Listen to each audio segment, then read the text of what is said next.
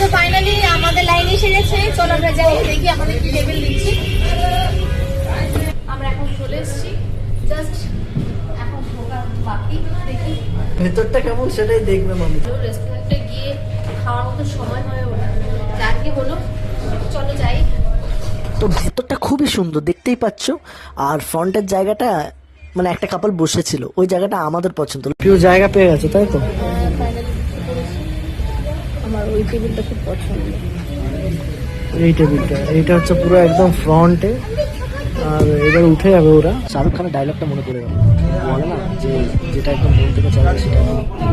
দারুণ একটা স্পট পেয়েছো বসার জন্য, একদম বাইরেটা দেখা যাচ্ছে। এই যে দেখো গাইস, কেমন লাগছে প্রিয়? আমি তো ভাবতাম আমার এরকম একটা ঘর হবে রাস্তার ধারে, আমি বসে থাকবো, কফি খাবো, আর সব দেখতে পাবো।